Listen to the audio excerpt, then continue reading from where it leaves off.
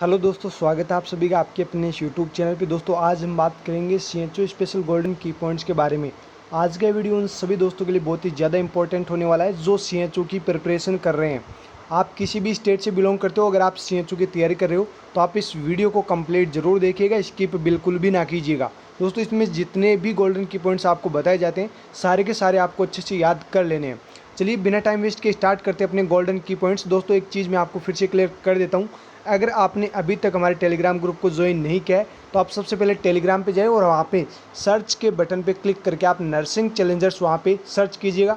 वहाँ पे चैनल और ग्रुप दोनों आपके सामने होंगे, दोनों को ही आपको ज्वाइन कर लेना है। वहाँ पे डेली 9 बजे टेस्ट सीरीज भी होती है जिसका आप फ्री ऑफ कॉस्ट फ़ायदा उठा सकते हैं। तो चलिए स्टार्ट करते हैं। यहाँ पे बहुत ही अच्छे गोल्डन की पॉइंट्स है, फिर बोल रहा हूँ बहुत ही अच्छे गोल्डन की पॉइंट्स है, आपको सारे के सारे गोल्डन की पॉइंट्स याद कर लेने हैं। देखिए यहाँ पे पहला गोल्डन की पॉइंट क्या है, आयुष। आपने नाम तो सुना ही होगा आयुष का, अब है क्या इसके बारे में भी जान लेते हैं।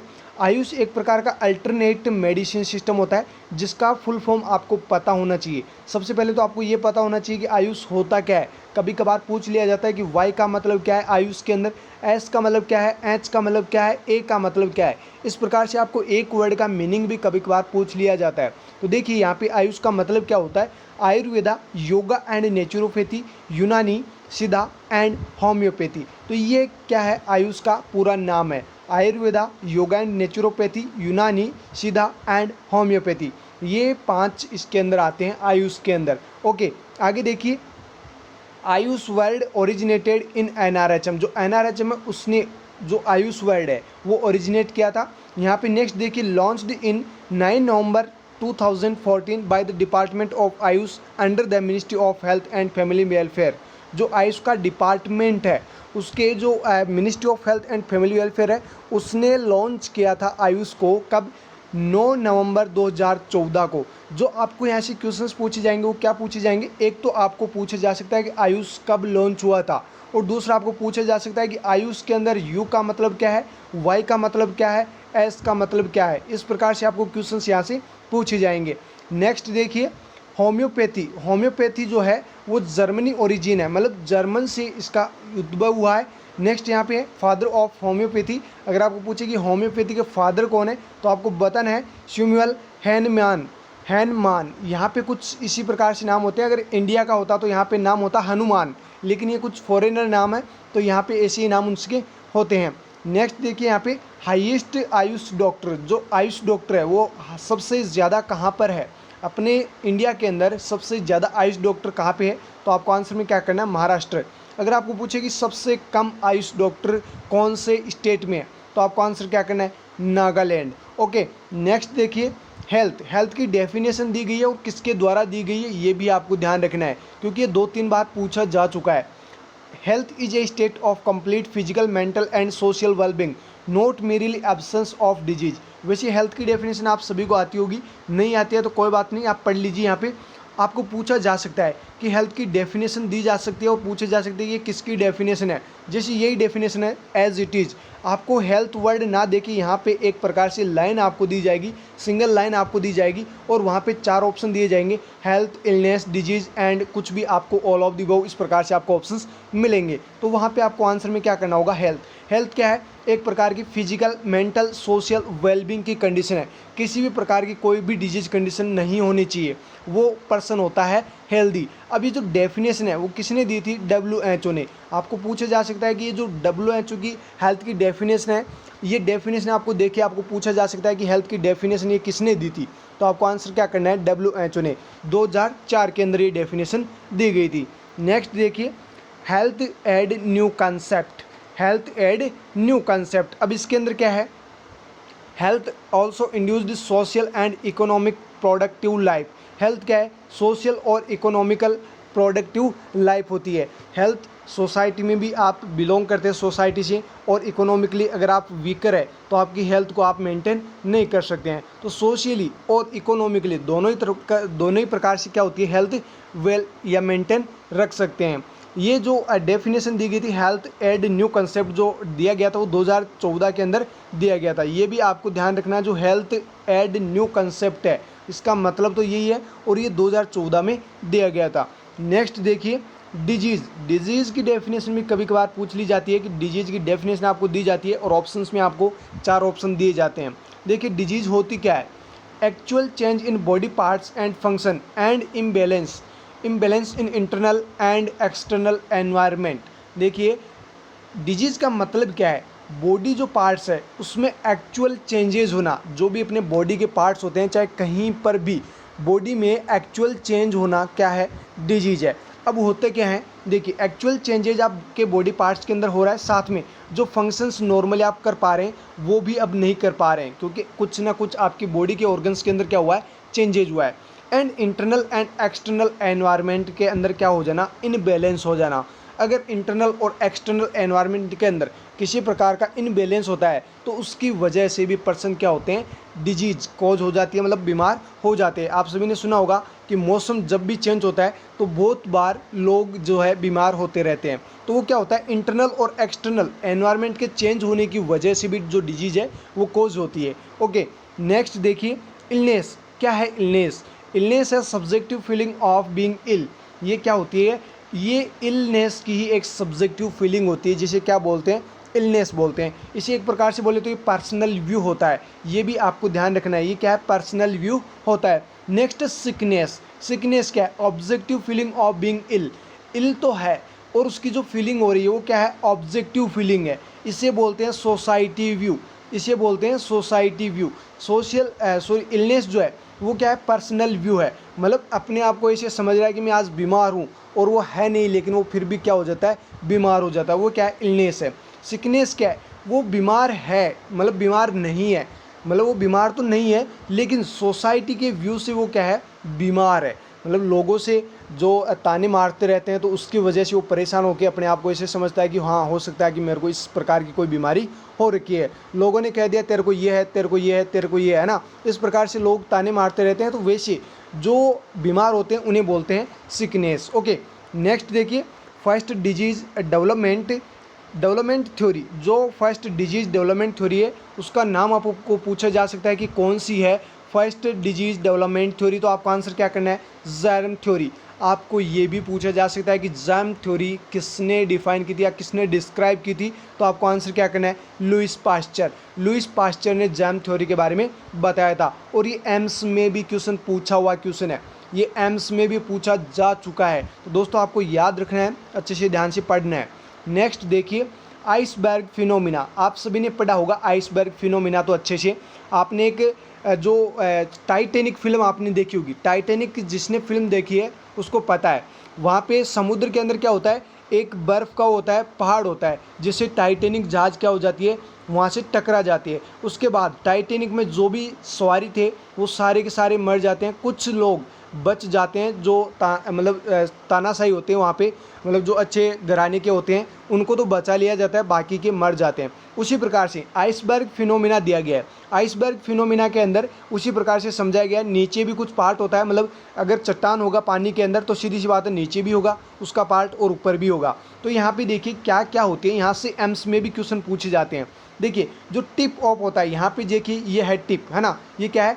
टिप है। आपको पूछा जाएगा कि आइसबर्ग फिनोमिना के अंदर टिप जो होता है वो किसको इंडिकेट करता है? तो दोस्तों आपको आंसर में क्या करना है? Clinical case by doctor. जो डॉक्टर्स होते हैं उनके द्वारा जो भी क्लिनिकल केसेस आइडेंटिफाई किए जाते हैं वो टिप जो आइसबर्ग फिनोमिना है उसके टिप पे वो इंडिकेट करते हैं। Next line of demarcation. ये लाइन, ये जो आप समझ रहे हो कि एक प्रकार से क्या है? पानी है, जिसके पानी के अंदर भी क्या है? चट्टान है और ऊपर भी क्या है? चट्टान है। ये क्या है? ये है लाइन ऑफ डिमार्केशन, यानी कि ये क्या है? बॉर्डर लाइन केसेज, इन्हें बोलते हैं बॉर्डर लाइन केसेज। अब एक और आता है सबमर्ज्ड पोर्शन। ये होता है सबमर्ज्ड पोर्शन, ये एम्स में पूछा हुआ क्वेश्चन है। सबमर्ज्ड पोर्शन का एम्स में पूछा हुआ क्वेश्चन है, प्रीवियस पेपर्स उठा के पढ़ लेना। दोस्तों यहाँ पे अगर आपको पूछे कि सबमर्ज्ड पोर्शन किसको इंडिकेट करता है तो आपका आंसर क्या होगा? सब क्लिनिकल हिडन केसेज, मतलब ये पानी के अंदर है तो ये क्या है? सब क्लिनिकल हिडन केसेज है, मतलब छुपे हुए कुछ केसेज है जिनको हम आइडेंटिफाई नहीं कर सकते हैं, लेकिन आइडेंटिफाई कब होंगे? जब ये बाहर निकलेंगे तभी तो ये आइडेंटिफाई हो पाएंगे। तो इस प्रकार से आइसबर्ग फिनोमिना आपने पढ़ा होगा। नहीं पढ़ा है तो टाइटैनिक मूवी देखना, अगर आपने देखी है तो अच्छी बात है, नहीं देखी है तो एक बार देखना, बहुत कुछ आपको सीखने को मिलेगा। नेक्स्ट क्वेश्चन देखिएगा डिजीज एलिमिनेशन। डिजीज एलिमिनेशन का मतलब क्या होता है, पहले तो ये समझिए। डिजीज एलिमिनेशन का मतलब है removing of disease प्रोडक्टिंग agent from the geographical area and country. यानी कि डिजीज एलिमिनेशन का मतलब होता है कोई भी डिजीज कंडीशन जो पर्टिकुलर एक जियोग्राफिकल एरिया हो, चाहे फिर एक पर्टिकुलर कंट्री हो, जिसके अंदर बार बार वो डेवलप हो रही है, उसका रिमूव हो जाना, परमानेंटली रिमूव हो जाना क्या कहलाता है, डिजीज एलिमिनेशन। अब देखिए कुछ डिजीज हम पढ़ेंगे यहाँ पे जो एलिमिनेट हुई है और कब एलिमिनेट हुई है वो भी हम जानने वाले हैं। देखिए यहाँ पे पहली जो डिजीज है वो कौन सी है, गुइनिया वर्म। राजस्थान सीएचओ के पेपर के अंदर इसको हिंदी में बोला गया था, हिंदी में ये वर्ड दिया गया था और पूछा गया था कि कौन सी डिजीज एलिमिनेट हो चुकी है। इस प्रकार से क्वेश्चन आपको पूछा गया था। वैसे वहाँ पर भी एलिमिनेशन का हिंदी अनुवाद ही दिया गया था। तो यहाँ पे देखिए जो गुइनिया वर्म है उसका लास्ट केस जो है 1996 में जोधपुर में पाया गया था। और बात करें इसकी एलिमिनेशन की तो ये 2000 में पूरी तरह से एलिमिनेट हो चुकी थी। तो आपको पूछा जा सकता है कि गुइनिया वर्म है वो 1996 को लास्ट केस आइडेंटिफाई होता जोधपुर के अंदर और ये एलिमिनेट हो चुकी थी 2000 सन के अंदर। नेक्स्ट देखिए लेप्रोसी एलिमिनेशन है 2005, यानी 2005 में लेप्रोसी परमानेंटली अपने देश से निकल चुका था। नेक्स्ट है याज डिजीज। इस प्रकार की भी कुछ डिजीज कंडीशन थी जो अभी एलिमिनेट हो चुकी है। ये जो याज डिजीज है ये एलिमिनेट हो चुकी है 2016 के अंदर, 2016 के अंदर। नेक्स्ट है पोलियो, और ये क्वेश्चन भी बार बार सीएचओ के एग्जाम में पूछा जाता है। पोलियो का क्वेश्चन भी राजस्थान सीएचओ में पूछा गया था और गुइनिया वर्म का क्वेश्चन भी पूछा गया था, और सीएचओ के एग्जाम में ऐसे क्वेश्चंस पूछे ही जाते हैं।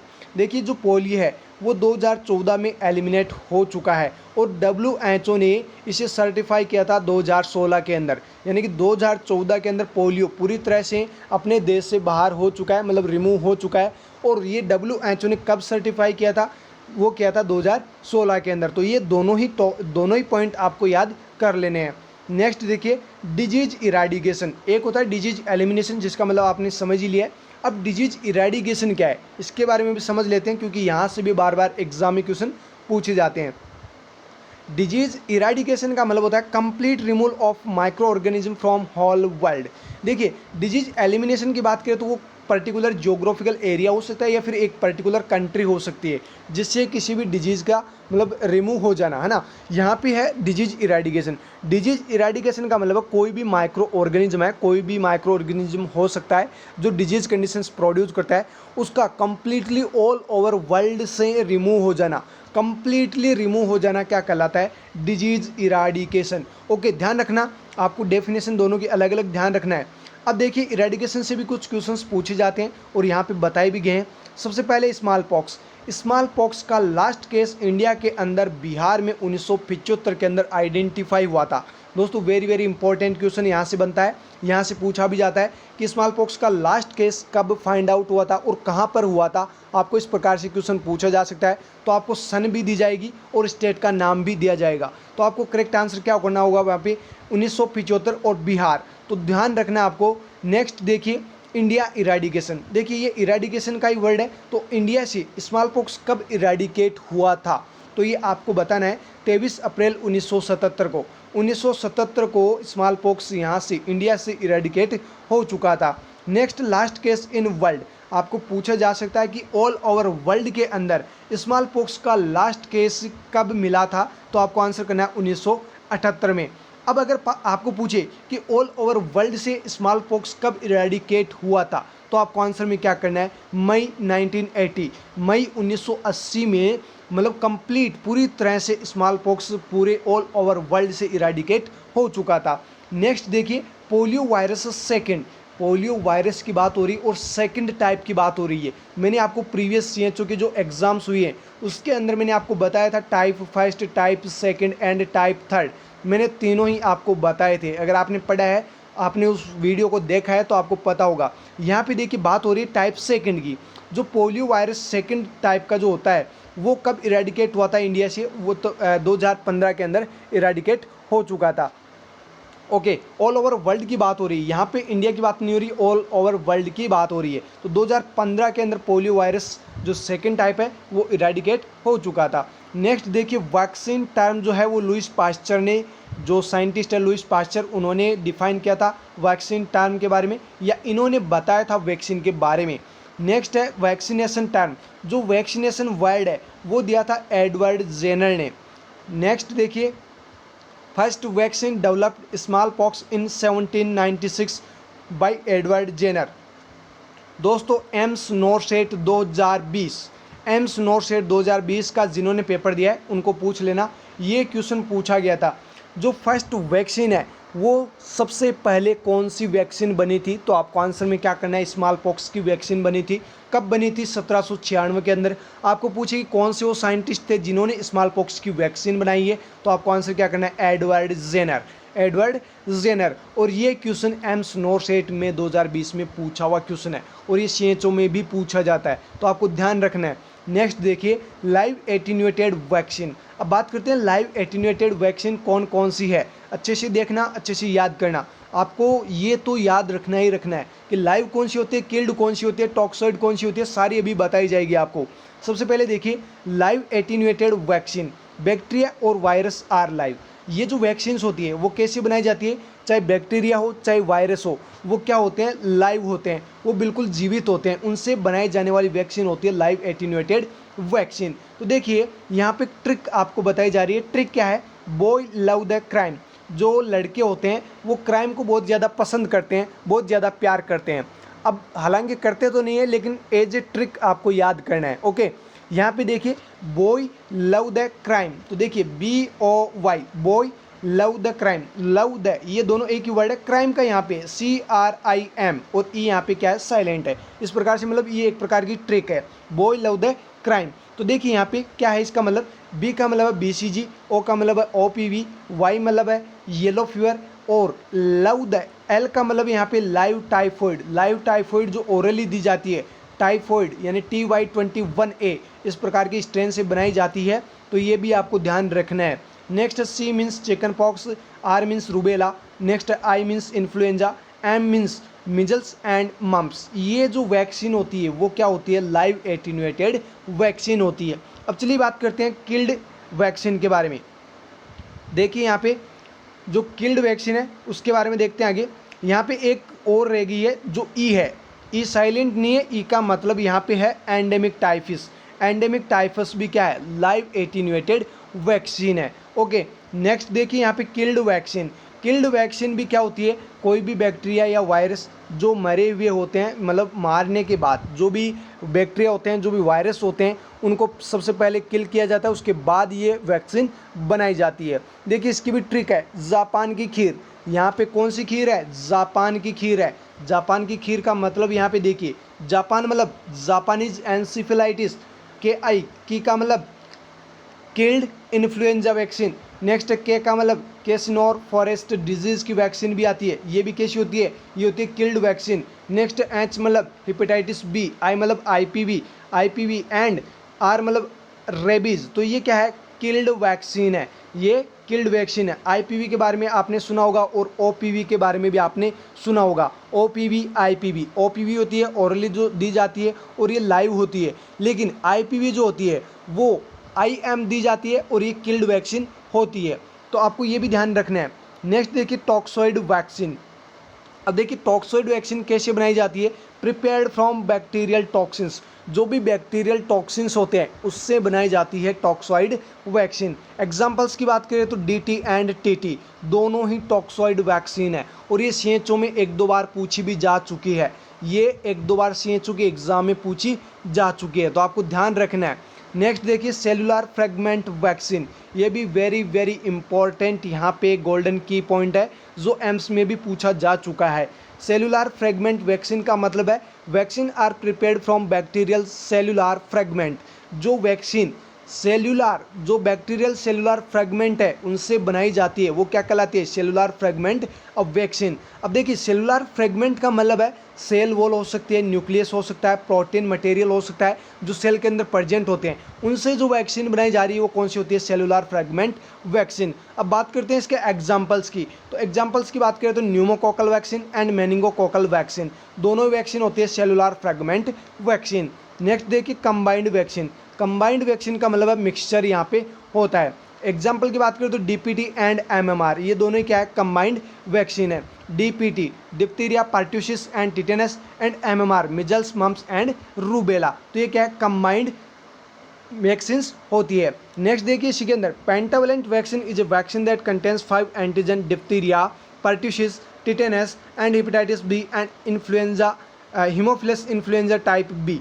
देखिए आपको ये भी पूछा जा सकता है कि पेंटावेलेंट वैक्सीन के अंदर कौन कौन सी वैक्सीन इंक्लूड की गई है, तो आपको आंसर में करना है डिप्थीरिया, पर्ट्यूसिस, टिटेनस, ये आपको दिया जा सकता है शॉर्ट में डीपीटी, डीपीटी। एंड आपको फिर ऑप्शन में और दिए जाएंगे साथ में hepatitis B, haemophilus influenza type B, तो आपको ये करेक्ट आंसर वहाँ पे करना है। देखिए ये भी क्या होती है, कंबाइंड वैक्सीन होती है, ये भी क्या है, पेंटावेलेंट वैक्सीन भी कंबाइंड वैक्सीन होती है। नेक्स्ट देखिए in pregnancy all live vaccine Contra indicated, very very important line और वेरी वेरी इंपॉर्टेंट पॉइंट है ये। प्रेगनेंसी के दौरान सभी लाइव वैक्सीन कॉन्ट्रा इंडिकेटेड होती है। कभी भी कहीं भी कैसे भी क्वेश्चन पूछे प्रेगनेंसी को लेकर कि कॉन्ट्रा इंडिकेटेड वैक्सीन कौन सी होती है प्रेगनेंसी के दौरान, तो आपको आंसर हमेशा करना है लाइव वैक्सीन। जो भी लाइव एटीन्यूएटेड वैक्सीन होती है, लाइव वैक्सीन होती है, वो हमेशा कॉन्ट्रा इंडिकेटेड होती है प्रेगनेंसी के अंदर। नेक्स्ट देखिए एचआईवी, एचआईवी कब कॉन्ट्रा इंडिकेटेड होगी, जब एसिम्टोमेटिक है, यानी कि पेशेंट को या फिर पर्सन को एचआईवी हो रखा है लेकिन वो क्या है, एसिम्टोमेटिक है, सिम्टम्स बिल्कुल भी उसके अंदर नहीं आ रहे हैं। तो देखिए वैक्सीन नॉट कॉन्ट्रा इंडिकेटेड, तो ध्यान रखना आपको वैक्सीन कभी भी कॉन्ट्रा इंडिकेटेड नहीं होगी। अगर एचआईवी किसी पर्सन को है और सिम्टम्स नहीं आ रहे हैं तो उसमें कोई भी वैक्सीन लगाओ, कोई दिक्कत नहीं होगी। लेकिन अगर सिम्टोमेटिक है, एचआईवी उस पर्सन को है और उसमें सिम्टम्स एचआईवी के आपको दिखाई दे रहे हैं, तो देख लेना उस पेशेंट को कभी भी लाइव वैक्सीन नहीं लगानी है, क्योंकि लाइव वैक्सीन उसके लिए क्या होती है, कॉन्ट्रा इंडिकेटेड होती है। तो आपको दोनों ही ध्यान रखना है कि एसिम्टोमेटिक हो तो आप कोई भी वैक्सीन लगा दीजिए एचआईवी के पेशेंट में, लेकिन अगर सिम्टम्स नज़र आ रहे हैं तो लाइव वैक्सीन कभी भी उस पेशेंट को मत लगाइएगा। नेक्स्ट देखिए child with active neurological disorder, जो बच्चे होते हैं जिनको न्यूरोलॉजिकल डिसऑर्डर होता है उनके अंदर कौन सी वैक्सीन नहीं लगानी चाहिए। तो देखिए यहाँ पे अगर जो न्यूरोलॉजिकल डिसऑर्डर कंट्रोल में है, क्या है, बच्चे को न्यूरोलॉजिकल डिसऑर्डर तो हो रखे हैं लेकिन वो क्या है, कंट्रोल में है, तो आप कोई भी वैक्सीन लगा सकते हैं, नो कॉन्ट्रा इंडिकेटेड, कोई भी वैक्सीन कॉन्ट्रा इंडिकेटेड नहीं है। लेकिन वहीं न्यूरोलॉजिकल डिसऑर्डर अगर अनकंट्रोल हो रखे हैं तो आपको पर्ट्यूसिस जो वैक्सीन है वो बच्चे को कभी भी नहीं लगानी है। बाकी आप वैक्सीन लगा सकते हो लेकिन पर्ट्यूसिस वैक्सीन कभी भी उस बच्चे को नहीं लगानी है। नेक्स्ट देखिए patient with corticosteroid and immunotherapy, देखिए पेशेंट कॉर्टिकोस्टेरॉइड खा रहा है और इम्यूनोथेरेपी के ऊपर चल रहा है, तो कौन सी वैक्सीन उसके लिए कॉन्ट्रा इंडिकेटेड होगी। तो आपको ध्यान रखना है हमेशा जो लाइव वैक्सीन होती है वो हमेशा इन प्रकार के पेशेंट के लिए क्या होती है, कॉन्ट्रा इंडिकेटेड होती है। इन प्रकार के पेशेंट्स को कभी भी लाइव वैक्सीन नहीं दी जाती है। नेक्स्ट देखिए इन्फ्लुएंजा एडवर्स रिएक्शन, किसी को इन्फ्लुएंजा की वजह से एडवर्स रिएक्शन हुई है, मतलब इन्फ्लुएंजा वैक्सीन किसी पर्सन को लगी है और उसकी वजह से जो एडवर्स इफेक्ट है या साइड इफेक्ट है उसका, वो आपको पूछा जा सकता है। तो हमेशा आपको ध्यान रखना है उसका साइड इफेक्ट होता है GBS, गुलेन बार सिंड्रोम। गुलेन बार सिंड्रोम जो साइड इफेक्ट है किसका, इन्फ्लुएंजा वैक्सीन का। दोस्तों यहाँ पे जो भी गोल्डन की पॉइंट्स आपको बताए जा रहे हैं सारे के सारे आपको याद करने हैं, बहुत ही अच्छे अच्छे गोल्डन की पॉइंट्स हैं, आपको कंप्लीट याद जरूर करने हैं। अपने फ्रेंड्स को शेयर करना ना भूले, फिर बोल रहा हूँ फ्रेंड्स को शेयर करना ना भूले। नेक्स्ट देखिए OPV एडवर्स रिएक्शन, OPV का एडवर्स इफेक्ट क्या हो सकता है, साइड इफेक्ट क्या हो सकता है, vaccine associated paralytic polio, vaccine associated paralytic polio OPV की वजह से हो सकता है। ये क्या इसका साइड इफेक्ट है, मतलब हो सकता है, कंफर्म नहीं कह सकते, लेकिन इस प्रकार के जो साइड इफेक्ट है वो पेशेंट्स के अंदर हो सकते हैं। ओके नेक्स्ट यहाँ पे देखिए MMR adverse reaction, very very very very important, यहाँ से क्वेश्चन बनता है, बहुत ही ज़्यादा इंपॉर्टेंट है। 5 स्टार ना लगाकर इसको आप अपने दिमाग के अंदर बिठा लीजिए। जो MMR वैक्सीन लगाई जाती है उसका जो मोस्ट कॉमन साइड इफेक्ट होता है वो क्या होता है, TSS, toxic shock syndrome. Toxic shock syndrome ध्यान रखिएगा, टॉक्सिक शॉक सिंड्रोम किसकी वजह से होता है, MMR का एडवर्स इफेक्ट होता है या साइड इफेक्ट इसका होता है। नेक्स्ट क्वेश्चन देखिएगा 2 live vaccine can be given symmetrical and different route, जो 2 लाइव वैक्सीन दी जाती है, किसी भी पर्सन को आप 2 लाइव वैक्सीन दे रहे हो तो वो सिमेट्रिकल विथ डिफरेंट रूट, आपने इस बार राइट हैंड में लगाया तो नेक्स्ट टाइम लेफ्ट हैंड के अंदर आपको लगाना है। तो ये लाइव वैक्सीन का एक प्रकार से रूट आपको पूछा जा सकता है, तो आपको बताना है कि डिफरेंट रूट से लगाई जाती है। 2 प्रकार की अगर लाइव वैक्सीन लगा रहे हैं एक साथ तो दोनों को डिफरेंट रूट से लगानी है। नेक्स्ट देखिए, 1 live and 1 killed vaccine can be given symmetrical with different routes. अगर आप एक लाइव वैक्सीन लगा रहे हैं और एक किल्ड वैक्सीन लगा रहे हैं तो वो भी आपको डिफरेंट रूट से ही देनी है, ये भी आपको ध्यान रखना है। नेक्स्ट देखिए, most live vaccine single dose produced immunity except OPV। Very important MCQ यहाँ से बनता है कि जो मोस्ट लाइव वैक्सीन है वो सिंगल डोज जो है वो इम्यूनिटी प्रोड्यूस करती है, एक को छोड़कर। आपको वहाँ पे ऑप्शंस दिए जाएंगे, लाइव वैक्सीन का आपको 4 ऑप्शंस मिलेंगे वहाँ पे, OPV, BCG, मीजल्स, मम्प्स, इस प्रकार से आपको 4 ऑप्शंस वहाँ पे दिए जाएंगे और आपको वहाँ पे करेक्ट आंसर क्या करना होगा, OPV। जो OPV है उसकी सिंगल डोज इम्यूनिटी प्रोड्यूस नहीं करती है, बाकी जो भी लाइव वैक्सीन है सभी की सिंगल डोज इम्यूनिटी प्रोड्यूस करती है। वेरी इंपॉर्टेंट है, अच्छे से इसको याद कर लेना, अपने दिमाग के अंदर इसको छाप लेना। नेक्स्ट देखिए, minimum 4 week gap should be maintained between 2 dose. ये भी बहुत इंपॉर्टेंट लाइन है कि 2 वैक्सीन की डोज बच्चे को जब लगाई जाती है तो उनके बीच में कितने वीक का डिफरेंस आपको रखना है, ये आपको पूछा जा सकता है। तो आपको आंसर में क्या करना है, 4 वीक्स, 4 सप्ताह का गैप मिनिमम होना चाहिए 2 डोज के बीच के अंदर। नेक्स्ट देखिए, first BCG vaccine, very important. यहाँ पे वैक्सीनेशन के बहुत सारे पॉइंट्स यहाँ पे आपको मिलेंगे और सारे ही बहुत ज़्यादा इंपॉर्टेंट है। पूरा वैक्सीनेशन यूँ समझ लीजिए कि शॉर्ट एंड स्वीट में आपको मैं बता रहा हूँ।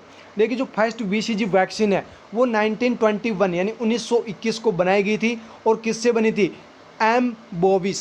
यहाँ पे एम बोविस एक प्रकार का माइकोबैक्टीरियम बैक्टीरिया है जिससे BCG की वैक्सीन बनाई गई थी। देखिए एम बोविस है क्या, इसके बारे में भी जान लेते हैं थोड़ा बहुत। Mycobacterium bovis is a slow growing aerobic bacterium and the causative agent of tuberculosis in cattle. देखिए, जो माइकोबैक्टीरियम बोविस है वो एक प्रकार का स्लो ग्रोविंग एरोबिक बैक्टीरिया होता है जो किसका पॉजिटिव एजेंट है, ट्यूबरक्लोसिस का। लेकिन जो माइकोबैक्टीरियम बोविस है वो किनके अंदर ट्यूबरक्लोसिस करता है, कैटल्स के अंदर। बोले तो गाय बैल जो मवेशी ढोर होते हैं उनके अंदर ट्यूबरक्लोसिस कौन सा बैक्टीरिया करता है, तो आपको आंसर में क्या करना है, माइकोबैक्टीरियम बोविस। अगर आपको पूछे कि BCG वैक्सीन सबसे पहले किससे बनाई गई थी या किन के ऊपर बनाई गई थी, तो आपको आंसर में क्या करना है, एम बोविस या फिर जो माइकोबैक्टीरियम बोविस है वो आपको यहाँ पे करेक्ट आंसर करना है। नेक्स्ट देखिए इसी के अंदर, it is related to mycobacterium tuberculosis is the bacterium which causes tuberculosis in human. जो माइकोबैक्टीरियम ट्यूबरक्लोसिस होता है वो कुछ इसी प्रकार से यानी कि इसी से रिलेटेड होता है जो ह्यूमन बींग्स के अंदर क्या करता है, ट्यूबरक्लोसिस कॉज करता है। तो ये भी आपको ध्यान रखना है।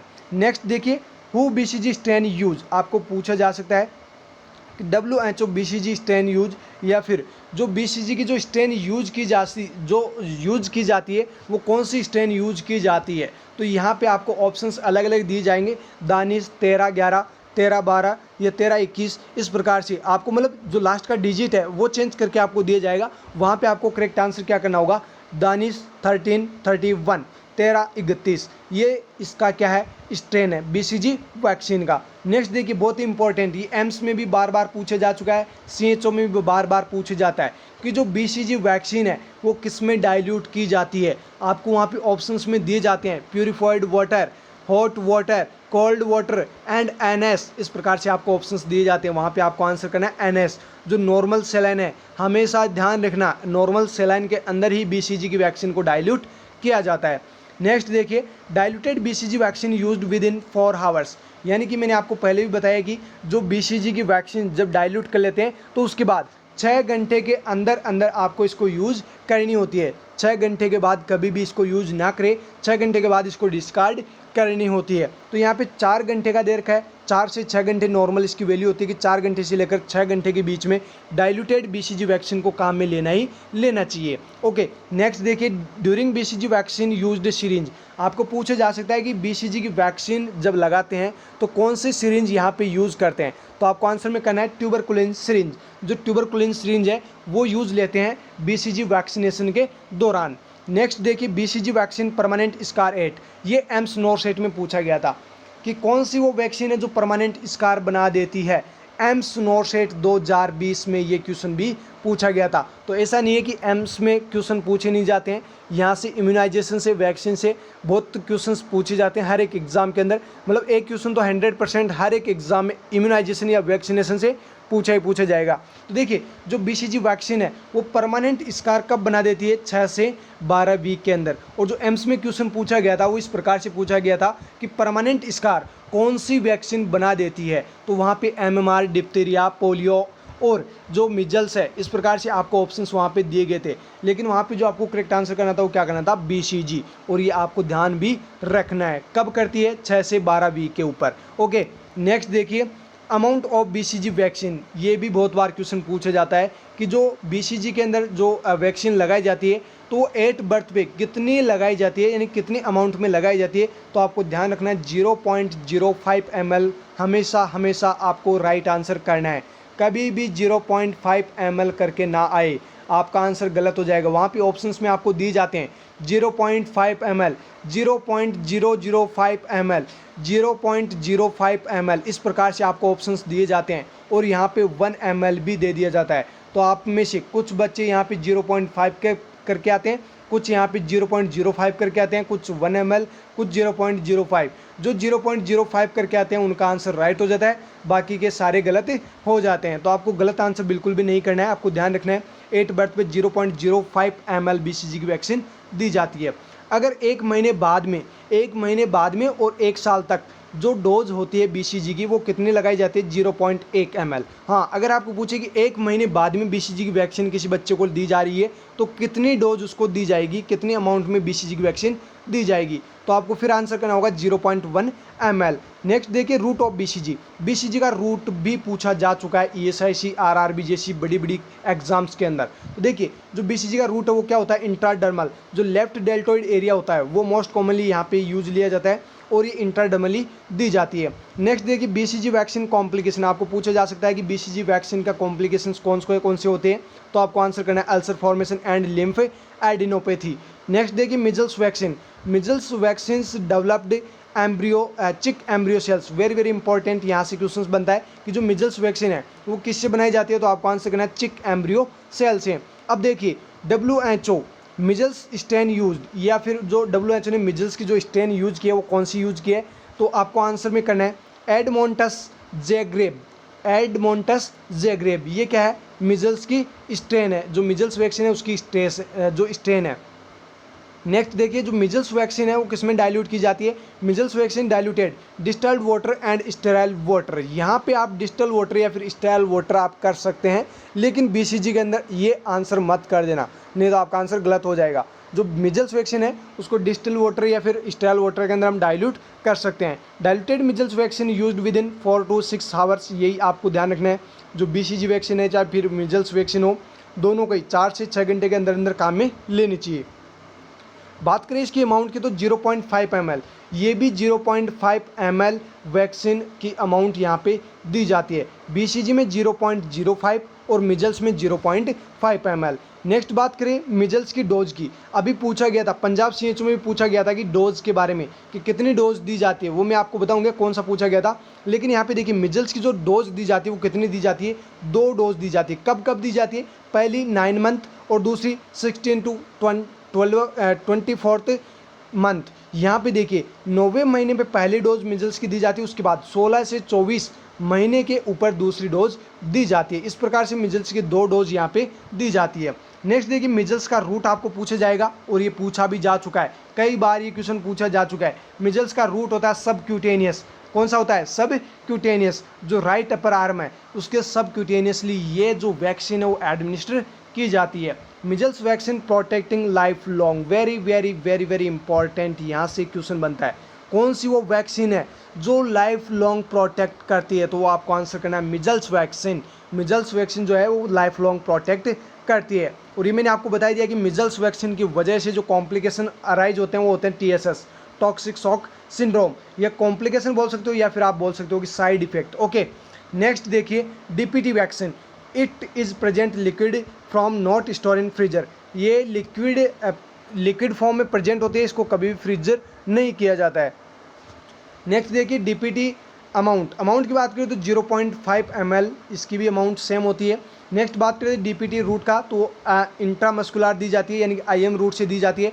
एंटीरियर लेटरल थाई के अंदर DPT की वैक्सीन दी जाती है। पूछा जाता है बार बार कि मोस्ट कॉमन प्रीफर्ड साइट बच्चों के अंदर अगर आप DPT की वैक्सीन लगा रहे हैं तो कौन सी चूज करेंगे? तो आपको आंसर वहाँ पे क्या करना है, एंटीरियर लेटरल थाई। आपको वहाँ पे अलग अलग ऑप्शंस दिए जाएंगे, एंटीरियर पोस्टीरियर, इस प्रकार से आपको अलग अलग ऑप्शन देंगे। लेटरल की जगह मीडियल, लेटरल की जगह आपको और भी वर्ड दिए जा सकते हैं। इस प्रकार से आपको क्वेश्चंस में मिलेंगे। नेक्स्ट देखिए DPT डोज। यहाँ से पंजाब CHO में क्वेश्चन पूछा गया था कि कितनी डोज DPT की दी जाती है। ये पंजाब CHO में क्वेश्चन पूछा जा चुका है और अभी 2021 में जो भी एग्ज़ाम हुआ था कुछ ही दिनों पहले, उसमें पूछा गया था कि DPT की कितनी डोज दी जाती है। वहाँ पे उनको आंसर करना था 5 डोज। इसलिए मैं बोल रहा हूँ यहाँ पे जो भी गोल्डन की पॉइंट्स बताए जा रहे हैं वो रिपीटेड भी है और आपके लिए बहुत ही ज़्यादा हेल्पफुल होंगे। तो यहाँ पे ध्यान रखना, आपको DPT की 5 डोज लगाई जाती है। अब आपको ये भी पूछा जा सकता है कि कब कब लगाई जाती है, तो बता देना है कि फर्स्ट डोज 6 वीक पे यानी 6 सप्ताह पे, और जो दूसरी डोज है वो 10 वीक पे 10 सप्ताह पे, और यहाँ पे थर्ड डोज जो लगाई जाती है वो 14 सप्ताह पे, और जो फोर्थ डोज जो होती है वो आप 18 वीक बोल सकते हैं यानी कि 16 से 24 महीने के ऊपर ये। और जो 5वीं डोज होती है वो 5 से 6 साल के ऊपर लगती है। तो इस प्रकार से यहाँ पे लगती है जो DPT है उसकी वैक्सीन। और यहाँ पे जो डिफरेंस है वो कितने का है, 4 वीक का। तो ये 4 वीक का डिफरेंस प्रत्येक डोज के अंदर रखा जाता है। तो ये भी आपको 5 डोज कब कब लगाई जाती है ये आपको ध्यान रखना है। नेक्स्ट बात करें DPT वैक्सीनेशन में produce fever, manage PCM and home management. जब भी DPT की वैक्सीन बच्चों को लगाई जाती है तो उन बच्चों में बुखार ज़रूर आता है। जिस प्रकार से भी कोरोना की वैक्सीन लग रही है और उसकी वजह से बहुत ज़्यादा बुखार लोगों को आ रहा है, तो उसमें भी क्या दिया जाता है, PCM दिया जाता है ताकि उनको बुखार ना आए। तो उनको बच्चों को भी PCM आपको देना है ताकि उनको बुखार ना आए, और साथ में कुछ होम मैनेजमेंट भी आपको करना है। नेक्स्ट बात करते पोलियो वैक्सीन की, तो यहाँ पे देखिए लाइव पोलियो वैक्सीन की बात करें तो वो होती है साबिन। कौन सी होती है, साबिन, जिसे बोलते हैं OPV। अभी मैंने आपको बताया था थोड़ी देर पहले ही कि OPV एंड IPV 2 टाइप की होती है पोलियो वायरस की वैक्सीन। तो यहाँ पे देखिए OPV जो होती है वो लाइव होती है जिसे साबिन भी बोलते हैं, और जो किल्ड पोलियो वैक्सीन होती है वो होती है साल्क, जिसे IPV कहते हैं। ये IM दी जाती है और जो OPV है वो ओरल दी जाती है। तो ये डिफरेंस भी आपको ध्यान रखना है। नेक्स्ट IPV यानी इनएक्टिवेटेड पोलियो वैक्सीन। जो इनएक्टिवेटेड पोलियो वैक्सीन है उसका जो रूट है वो आपको पूछा जा सकता है कि सबक्यूटेनियस या फिर इंट्रामस्कुलर इसको दी जा सकती है। अमाउंट की बात करें तो 0.5 ml इसका भी अमाउंट सेम होता है। बात करें डोज की तो IPV की 4 डोज दी जाती है। कितनी, 4 डोज। DPT की कितनी, 5 डोज। मिजल्स की कितनी, 2 डोज। तो ये आपको अलग अलग ध्यान रखना है। नेक्स्ट यहाँ पे बात करते हैं फर्स्ट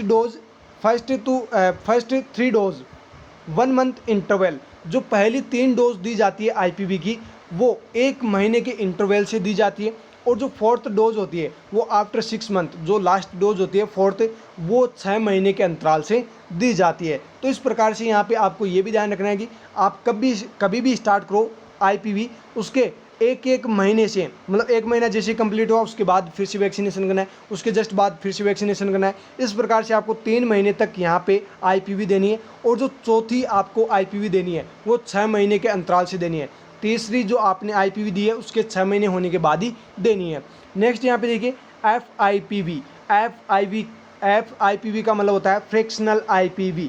इसकी जो अमाउंट होती है वो होती है 0.1 ml। ध्यान रखना 0.1 ml यूज़ लेते हैं फ्रैक्शनल IPV को, और इसका रूट होता है ID यानी इंट्राडर्मल। इसकी डोज सिर्फ 2 ही डोज दी जाती है फ्रैक्शनल IPV की। बात करें फर्स्ट डोज की तो वो 6 सप्ताह पे लगती है, और दूसरी डोज 14 सप्ताह पे लगती है। तो ये भी आपको ध्यान रखना है।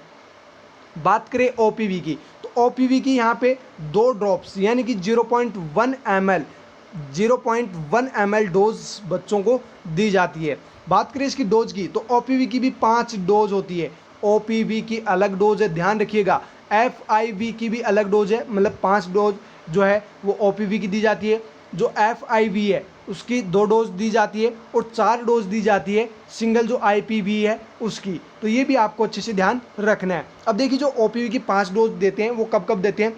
8 बर्थ पे फर्स्ट डोज, 6 वीक पे सेकेंड डोज, 10 वीक पे थर्ड डोज, और जो फोर्थ डोज है वो 14th वीक पे, और जो लास्ट डोज होती है 5th वो होती है 16 to 24 मंथ। इस प्रकार से इनका डोज का डिस्ट्रीब्यूशन होता है। नेक्स्ट देखिए स्विच पोलियो प्रोग्राम। आपने स्वच्छ भारत अभियान सुना होगा, लेकिन स्विच पोलियो प्रोग्राम आपने कभी नहीं सुना होगा। तो ये आज सुन लीजिए, बहुत ही ज़्यादा इंपॉर्टेंट ये क्वेश्चन बन सकता है, मतलब अभी का लेटेस्ट क्वेश्चन बन सकता है आपके लिए। देखिए जो स्विच पोलियो प्रोग्राम है वो कब लॉन्च हुआ था। ये लॉन्च हुआ है 25 अप्रैल 2016 में ये लॉन्च हुआ था। और इसके बारे में आप अच्छे से ध्यान रखिएगा। स्विच पोलियो प्रोग्राम आपको पूछा जा सकता है कि 25 अप्रैल 2016 को ये लॉन्च हुआ है। अब देखिए इसके अंदर क्या हुआ था, ट्राइवेलेंट वैक्सीन, जो ट्राइवेलेंट वैक्सीन थी पोलियो वायरस की फर्स्ट, सेकंड एंड थर्ड, उसको चेंज किया गया और उसको बाइवेलेंट वैक्सीन बनाया गया है, जिसमें फर्स्ट और थर्ड को रखा गया है। और मैंने आपको अभी थोड़ी देर पहले ही बताया जो पोलियो वायरस टाइप सेकंड है वो इराडिकेट हो चुका है, वो भी आपको ध्यान रखना है। इसीलिए इसको क्या बनाया था, ट्राइवेलेंट वैक्सीन को बाइवेलेंट वैक्सीन में चेंज किया गया था। ये कौन से प्रोग्राम के तहत हुआ है, आपको ये भी ध्यान रखना है। स्विच पोलियो प्रोग्राम, स्वच्छ भारत अभियान नहीं है, यहाँ पे स्विच पोलियो प्रोग्राम है, ध्यान से पढ़िएगा। नेक्स्ट देखिए national validation day. National validation day कब मनाया जाता है, तो आपको आंसर में क्या करना है, 9 मई को नेशनल वैलिडेशन डे मनाया जाता है। और ये जो लॉन्च हुआ था कब हुआ था, नेशनल वैलिडेशन डे 9 मई 2016 को। इसके अंदर क्या हुआ था, all trivalent vaccine destroyed, national validation day when India would be declared free of TOPV।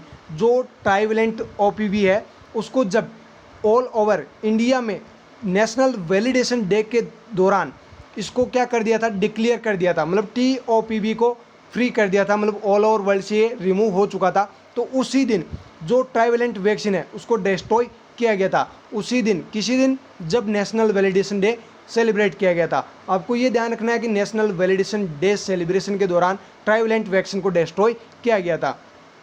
Next बात करते हैं VVM। It is used for vaccine potency. जो वैक्सीन की पेटेंसी होती है, जो पोटेंसी होती है उसको यूज़, यानी कि वैक्सीन की पोटेंसी को चेक करने के लिए VVM यहाँ पे यूज़ लिया जाता है। अब VVM होता क्या है, वैक्सीन वाइल मोनिटर। VVM का मतलब vaccine vial monitors are use to warn health care workers if the vaccine was damaged by heat. आपको ये VVM क्या बताता है कि वैक्सीन हीट की वजह से डिस्ट्रॉय हुई है, कि मतलब डैमेज हुई है कि नहीं हुई है, इसका पता आप VVM से कर सकते हैं। अगर वैक्सीन डैमेज हुई गई है तो उसको डिस्कार्ड कर दीजिए, अगर नहीं हुई है तो उसको काम में ले लीजिए। तो VVM से इससे हम पता लगा सकते हैं। नेक्स्ट देखिए to monitor. The monitor is made of heat sensitive material that is light to color but darkens when exposed to heat over time, which indicate the vaccine is no longer effective। अगर vaccine का colour darken हो रहा है इस VVM के अंदर, ये एक प्रकार का हीट सेंसिटिव मटेरियल इसके अंदर होता है जिसे हम मॉनिटर करते हैं वैक्सीन की वाइबिलिटी को, वैक्सीन के बारे में कि वैक्सीन डैमेज हुई है कि नहीं हुई है। इसमें अगर डार्कन हो जाती है तो समझ लीजिए कि वो ज़्यादा हीट में एक्सपोज हुई है, उसकी वजह से ये क्या हुई है, ख़राब हो चुकी है, अब ये ज़्यादा इफेक्टिव नहीं होगी, नो लॉन्गर इफेक्टिव। ओके, तो ये आपको ध्यान रखना है। नेक्स्ट देखिए मोस्ट हीट सेंसिटिव वैक्सीन, इसी को लाइट सेंसिटिव वैक्सीन भी कहा जाता है। अभी पंजाब CHO में एक क्वेश्चन पूछा गया था, तो ये आपको ध्यान रखना है। मोस्ट हीट सेंसिटिव वैक्सीन की बात करें तो BCG vaccine, diluted, yellow fever, polio, measles की डाइल्यूटेड एंड मिजल्स, ये सभी क्या है, मोस्ट हीट सेंसिटिव वैक्सीन है। कुछ यहाँ पे एक ऑप्शंस और है, यहाँ पे एक एग्जांपल हो रहा है हेपेटाइटिस बी, ये भी मोस्ट हीट सेंसिटिव वैक्सीन है। अब बात करें हीट रेसिस्टेंट वैक्सीन की तो वो होती है TT, ये मैंने आपको वैसे पहले भी बता रखा है। नेक्स्ट देखिए EPI का मतलब एक्सपांडेड प्रोग्राम ऑन इम्यूनाइजेशन। ये जो EPI है, एक्सपांडेड प्रोग्राम ऑन इम्यूनाइजेशन, ये विश्व के अंदर 1976 में स्टार्ट हुआ था और इंडिया के अंदर 1978 में ये लॉन्च हुआ था। दोस्तों ध्यान रखना है, EPI अगर विश्व का पूछे, वर्ल्ड का पूछे तो आपको आंसर में करना है 1976, अगर आपको भारत का पूछे तो आपको आंसर में करना है 1978। नेक्स्ट देखिए ईपीआई चेंज इन यूपीआई, जो ईपीआई है वहीं यूपीआई के अंदर चेंज हुआ है। यूपीआई का मतलब यूनिवर्सल इम्यूनाइजेशन प्रोग्राम, और ये चेंज कब हुआ था 1985 में, 1985 के अंदर। और आपको पूछा जा सकता है कि जो यूपीआई है, जो यूनिवर्सल इम्यूनाइजेशन प्रोग्राम है, उसके अंदर कितनी जो डिजीज कंडीशंस है जिसके लिए वैक्सीन बनाई गई है, ये कितनी डिजीज कंडीशन को इसके अंदर इंक्लूड किया गया है। तो आपको आंसर में करना है 6 किलर डिजीज इंक्लूड्स, 6 प्रकार की जो डिजीज कंडीशन है इसको इंक्लूड किया गया है किसके अंदर, यूपीआई के अंदर, यूनिवर्सल इम्यूनाइजेशन प्रोग्राम के अंदर। यूनिवर्सल इम्यूनाइजेशन प्रोग्राम 1985 के अंदर बना था, और जो ईपीआई है वर्ल्ड के अंदर 1974, इंडिया के अंदर 1978, ये आपको ध्यान रखना है। नेक्स्ट देखिए मिशन इंद्रधनुष, ये भी अभी पंजाब सीएचओ का एग्जाम हुआ था, पंजाब सीएचओ का अभी जो एग्जाम हुआ था उसके अंदर पूछा गया था। मिशन इंद्रधनुष एमपी सीएचओ में भी पूछा जा चुका है, और एक दो एग्जाम और में भी पूछा जा चुका है। जो मिशन इंद्रधनुष है वो कब लॉन्च हुआ था, ये कई बार एग्जाम में पूछा जाता है, और कई बार ये पूछा जाता है कि मिशन इंद्रधनुष है उसका एम क्या था, यानी कि इसको बनाने के पीछे क्या पर्पज़ है, या फिर इसके अंदर कितनी डिजीज कंडीशन इसके अंदर इंक्लूड की गई, इस प्रकार से क्वेश्चन भी पूछा जा सकता है। तो आपको ध्यान रखना है जो मिशन इंद्रधनुष है 25 दिसंबर 2014 को इसकी स्टार्टिंग हुई थी, मतलब इसको लॉन्च किया गया था, और कहाँ पर, हरियाणा के अंदर ये लॉन्च हुआ था। इसके अंदर 7 जो डिजीज कंडीशन है उसको इंक्लूड किया गया है, ये 7 वैक्सीन इसके अंदर इंक्लूड की गई है मिशन इंद्रधनुष के अंदर। आपको अगर पूछे कि मिशन इंद्रधनुष किससे रिलेटेड है, तो आपको आंसर में क्या करना है, इम्यूनाइजेशन, आपको आंसर में करना है इम्यूनाइजेशन। ओके, तो ये भी आपको ध्यान रखना है। नेक्स्ट देखिए इंटेंसिफाइड इंद्रधनुष प्रोग्राम, जो इंटेंसिफाइड इंद्रधनुष प्रोग्राम है, इंद्रधनुष प्रोग्राम को ही फिर से देखिए, इंटेंसिफाइड इंद्रधनुष प्रोग्राम के अंदर इसको लाया गया था, मतलब इसी का नया रूप दिया गया था। ये कब लॉन्च हुआ था, 8 अक्टूबर 2017 को। और आशा वर्क प्रमोट, इस प्रोग्राम के तहत जो आशाज है उनके वर्क को भी प्रमोट किया गया था। More than 7 colour disease include, इसके अंदर 7 डिजीज से ज़्यादा इंक्लूड की गई है, किसके अंदर, इंटेंसिफाइड इंद्रधनुष प्रोग्राम के तहत।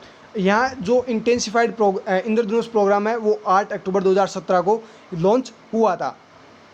नेक्स्ट देखिए प्राइमरी प्रेगनेंसी टीटी गाइडलाइन, बात करते हैं जो टिटनेस टॉक्सोइड की वैक्सीन दी जाती है प्रेगनेंसी के दौरान, अब उसी की बात कर लेते हैं। सबसे पहले देखिए लेटेस्ट गाइडलाइन की, तो लेटेस्ट गाइडलाइन के अनुसार टिटनेस टॉक्सोइड की 2 डोज प्रेगनेंसी के दौरान दी जाती है। ये आप सभी को पता होगा, नहीं पता है तो ये ध्यान रखिएगा, कभी भी कहीं भी आपको एग्जाम में क्वेश्चन पूछा जा सकता है कि प्रेगनेंसी के दौरान टीटी की कितनी डोज दी जाती है, तो आपको हमेशा हमेशा आंसर करना है 2 डोज, ये लेटेस्ट गाइडलाइन के अनुसार है। अब कब कब दी जाती है ये भी आप समझ लीजिए। यहाँ पे फर्स्ट डोज जो है एज अर्ली एज पॉसिबल, जैसे ही आपको पता चले कि ये प्रेग्नेंट हो चुकी है, जब भी आपको पता चले कि ये महिला प्रेग्नेंट हो चुकी है, जितना जल्दी हो सके उतना जल्दी टीटी का इंजेक्शन उसको लगा दीजिए। अब दूसरा इंजेक्शन कब लगाना है, सेकेंड डोज 1 मंथ गैप, 1 महीने का गैप सेकेंड डोज के अंदर आपको रखना है। अब चाहे आप कभी भी लगा रहे हो, उसके जस्ट 1 महीने बाद आप टीटी का दूसरा डोज लगा सकते हैं। तो 2 डोज लेटेस्ट गाइडलाइन के अनुसार टीटी की दी जाती है। अब देखिए मल्टीग्रेविडा प्रेगनेंसी विद इन 3 ईयर, अगर 3 साल के अंदर अंदर मल्टीग्रेविडा कोई प्रेगनेंसी आपके पास आई है, मतलब प्रेग्नेंट लेडी आपके पास आई है, तो if first pregnancy second dose TT completed with in 8 month only booster dose TT is given. देखिए अगर फर्स्ट प्रेगनेंसी के अंदर 2 डोज जो टीटी की वो कंप्लीट लगी हुई है 8 महीने के अंदर अंदर, तो आपको कुछ भी नहीं देना है, उसको आपको देना है सिर्फ और सिर्फ टीटी की बूस्टर डोज। ये बात हो रही है मल्टीग्रेविडा प्रेगनेंसी की। अगर वो 3 साल के अंदर अंदर मल्टीग्रेविडा प्रेगनेंसी उसने कंसीव अगर वो करती है, तो उसको सिर्फ और सिर्फ बूस्टर डोज टीटी की दी जाती है। अगर वो पहले 2 डोज टीटी की ले चुकी है तो ओके, ये भी आपको ध्यान रखना है। नेक्स्ट देखिए इन्फेंट विटामिन ए डोज, ये भी बहुत बार क्वेश्चन पूछा जा चुका है, अभी पंजाब सीएचओ में भी पूछा गया था, और भी सीएचओ के एग्जाम में पूछा जाता है। देखिए यहाँ पे जो इन्फेंट्स होते हैं उनको जो विटामिन ए की डोज दी जाती है वो कितनी दी जाती है, 1 ml, यानी कि 1 लाख इंटरनेशनल यूनिट। अब बात करें मोर देन 1 ईयर बेबी, अब अगर 1 साल से ऊपर के जो बेबीज़ होते हैं उनको विटामिन ए की डोज कितनी दी जाती है, तो आपको आंसर में क्या करना है, 2 लाख इंटरनेशनल यूनिट 2 ml, यानी कि 2 ml उनको पिलाई जाती है, 2 बूंद उनको पिलाई जाती है। 2 लाख इंटरनेशनल यूनिट उसके अंदर हो जाती है। अब देखिए vitamin A dose and amount, जो डोज होती है उसकी भी बात कर लेते हैं और कितनी कितनी अमाउंट दी जाती है उसके बारे में भी बात कर लेते हैं। देखिए जो डोज होती है वो टोटल विटामिन ए की 9 डोज दी जाती है। कितनी डोज? 9 डोज। अगर बात करें अमाउंट की तो 17 लाख इंटरनेशनल यूनिट एक बच्चे को विटामिन ए की डोज दी जाती है। इतनी डोज बच्चों को विटामिन ए की पिलाई जाती है। अब देखिए 9 डोज कब कब देते हैं ये भी आपको ध्यान रखना है। पहला जो डोज होता है वो मिजल्स के साथ में दिया जाता है। मिजल्स वैक्सीन जब भी दी जाती है उस दौरान विटामिन ए भी दिया जाता है, यानी कि 9 मंथ। ये तो बार बार एग्जाम में क्वेश्चन पूछा जा चुका है कि मिजल्स वैक्सीन के साथ में और कौन सी डोज बच्चे को दी जाती है, तो आपको आंसर में क्या करना है? विटामिन ए की डोज। देखिए यहाँ पे 9 डोज कौन कौन सी और कब देनी है। फर्स्ट डोज कब देते हैं? 9 मंथ के ऊपर। पहली डोज 1 लाख इंटरनेशनल यूनिट, यानी कि 1 ml सिर्फ और सिर्फ 1 लाख इंटरनेशनल यूनिट बच्चे को देनी है। उसके बाद जितनी भी डोज आप दोगे, कितनी डोज बच गई? 8 डोज। ये 8 डोज कितनी होगी? मतलब डबल 2 लाख इंटरनेशनल यूनिट बच्चे को देनी है। तो देखिए 2 मतलब 8 डोज जो बच गई उनको 2 लाख से गुना करेंगे, मतलब 16 लाख तो ये होगी, और 1 लाख आपने पहले 9 महीने पे दे दी तो कितनी होगी ये? टोटल अमाउंट की बात करें तो 17 लाख इंटरनेशनल यूनिट एक बच्चे को विटामिन ए की पिलाई जाती है। अब देखिए फर्स्ट डोज होगी ये 9 मंथ के ऊपर, दूसरी डोज होगी वो 18 महीने पे होगी, तीसरी 24 महीने पे, तीसरी 30 महीने पे, और जो पाँचवीं है वो 36 महीने पे, छठवीं है वो 42 महीने पे, नेक्स्ट 48 महीने पे, और नेक्स्ट 54 महीने पे, और नेक्स्ट 60 महीने पे। इस प्रकार से विटामिन ए की 9 डोज बच्चे को दी जाती है। नेक्स्ट देखिए पोलियो वैक्सीन स्टोरेज। बात करते हैं स्टोरेज के बारे में, कौन कौन सी स्टोरेज कैसे कैसे रखते हैं, कितने टेम्परेचर पे रखते हैं, सारी डिटेल हम देख लेते हैं। अब देखिए शॉर्ट एक्टिंग, ये पोलियो की बात हो रही है, शॉर्ट एक्टिंग या फिर शॉर्ट टाइम के लिए अगर आप पोलियो वैक्सीन को स्टोर कर रहे हैं तो आप +2 टू +8 डिग्री सेंटीग्रेड पे रख सकते हैं, कोई दिक्कत नहीं होगी। मतलब कुछ समय के लिए, थोड़े समय के लिए, मान लीजिए 1-2 दिन के लिए या 10 दिन के लिए, इतने से टाइम के लिए अगर आप रख रहे हैं, महीने 2 महीने के लिए रख रहे हैं, तो आप 2 से 8 डिग्री सेंटीग्रेड पे रख सकते हैं। अगर आपको लॉन्ग टाइम रखनी है, मान लीजिए साल, 1.5 साल, 2 साल, इतना टाइम तक आपको रखनी है वैक्सीन को, पोलियो वैक्सीन को, तो -20 टू -40 डिग्री सेंटीग्रेड पे आपको रखना होगा। नेक्स्ट देखिए येलो फीवर, जो येलो फीवर वैक्सीन है उसका स्टोरेज किया जाता है -30 degree to +5 degree centigrade, -30 degree से लेकर +5 डिग्री सेंटीग्रेड तक इसका स्टोरेज किया जा सकता है। ऑल वैक्सीन स्टोरेज जो किया जाता है +2 टू +8 डिग्री सेंटीग्रेड तक किया जाता है। नेक्स्ट बात करते हैं डाइल्यूट वैक्सीन स्टोरेज, जो भी वैक्सीन डाइल्यूट करते हैं उनको 2 से 8 डिग्री सेंटीग्रेड पे या फिर रूम टेम्परेचर पे आप स्टोर कर सकते हैं। नेक्स्ट देखिए विटामिन ए, जो विटामिन ए है no cold storage, only room temperature, इसको किसी प्रकार की कोल्ड स्टोरेज की ज़रूरत नहीं होती है, आप रूम टेम्परेचर पे इसको रख सकते हैं। नेक्स्ट देखिए रीजनल लेवल जो स्टोरेज सिस्टम होता है उसके बारे में बात करते हैं। वॉक इन कोल्ड रूम, जो रीजनल लेवल पे होते हैं वो कौन कौन से होते हैं? एक तो होता है वॉक इन कोल्ड रूम, एक होता है वॉक इन फ्रीजर। ये भी बार बार एग्जाम में पूछा जाता है। वॉक इन कोल्ड रूम का टेम्परेचर होता है +2 टू +8 डिग्री सेंटीग्रेड, और वॉक इन फ्रीजर का टेम्परेचर होता है -20 टू -40 डिग्री सेंटीग्रेड। यहाँ पर 3 महीने तक वैक्सीन स्टोर रखी जा सकती है। कहाँ पे? वॉक इन फ्रीजर के अंदर। वॉक इन कोल्ड रूम का टेम्परेचर तो +2 से +8 डिग्री सेंटीग्रेड, और ये जो दोनों होते हैं ना, walk in cold room and walk in freezer, ये रीजनल लेवल पे होते हैं। ओके, ये भी आपको ध्यान रखना है। नेक्स्ट है district level. District level storage की बात करें तो ILR, ये लार्ज, जो ILR लार्ज होते हैं वो +2 टू +8 डिग्री सेंटीग्रेड वही टेम्परेचर है। IL जो फ्रीजर होते हैं वो -20 टू -40 डिग्री सेंटीग्रेड, यहाँ पर आप 1 महीने के लिए स्टोर कर सकते हैं। ये होते हैं डिस्ट्रिक्ट लेवल पे। ILR एंड IL जो फ्रीजर होते हैं ये डिस्ट्रिक्ट लेवल पे होते हैं। अब बात करते हैं PSC लेवल स्टोरेज की, तो PSC पे भी होता है ILR, लेकिन जो डिस्ट्रिक्ट पे होता है वो लार्ज होता है, यहाँ पे होता है स्मॉल। इसका temperature same as it is वही होता है +2 से +8 डिग्री सेंटीग्रेड। यहाँ पर भी वैक्सीन को 1 महीने तक स्टोर किया जा सकता है। ओके, आगे बात करते हैं vaccine carrier and day carrier. जो वैक्सीन कैरियर होता है या फिर जो डे कैरियर होता है उसके अंदर वैक्सीन को कितनी देर तक आप स्टोर रख सकते हैं, तो आपको आंसर में करना है 48 टू 72 हावर्स, 48 घंटे से लेकर 72 घंटे तक आप वैक्सीन कैरियर के अंदर वैक्सीन को स्टोर रख सकते हैं। नेक्स्ट देखिए, the failure of cold chain system maximum at sub centre and peripheral level. Very very important, ये CHO में 3 से 4 बार पूछा जा चुका है कि जो कोल्ड चेन सिस्टम है उसके फेल होने के सबसे ज़्यादा चांसेस कहाँ पे होते हैं। तो आपको आंसर में क्या करना है, सब सेंटर या फिर हेल्थ एंड वेलनेस सेंटर या फिर आप बोल सकते हैं पेरिफेरल लेवल पे।